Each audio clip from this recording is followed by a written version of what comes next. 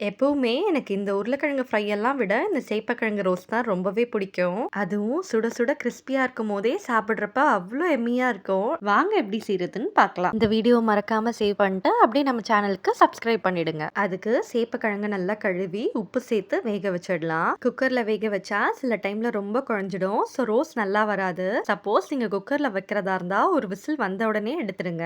இப்ப தோலை உரிச்சு ரவுண்ட் ஷேப்ல கட் பண்ணி எடுத்துக்கலாம். இப்போ ஒரு பவுல்ல கொஞ்சம் மஞ்சள் தூள், 3/4 ஸ்பூன் வெறுமிளகாய் தூள், 1/2 ஸ்பூன் மல்லித்தூள், 1/4 ஸ்பூன் சீரகத்தூள், கொஞ்சம் உப்பு, 1/2 ஸ்பூன் குழம்பு மிளகாய் தூள், 1 ஸ்பூன் எண்ணெய் சேர்த்து நல்லா கலந்துட்டு கட் பண்ணி வச்சிருந்த சேப்பக்கிழங்கையும் சேர்த்து நல்லா மிக்ஸ் பண்ணிக்கலாம். இது கூடவே 1/4 ஸ்பூன் பெருங்காய் தூளையும் சேர்த்துடலாம். இப்போ ஒரு அகலமான ஃப்ரை பேன்ல 3 ஸ்பூன் எண்ணெய் ஊற்றி சேப்பக்கிழங்கையும் சேர்த்து மீடியம் ஃப்ளேம்ல கொஞ்சம் வேக விட்டக்கு அப்புறம் திருப்பி திருப்பி போட்டுக்கலாம். கடைசியா மிளகாய் தூள் தீயாம லோ ஃப்ளேம்லயே வச்சு கிறிஸ்பி ஆகிற வரைக்கும் விட்டு கருவேப்பிலையை போட்டு இறக்கிட்டா செம்ம டேஸ்டியான சேப்பங்கிழங்கு ரோஸ்ட் ரெடி.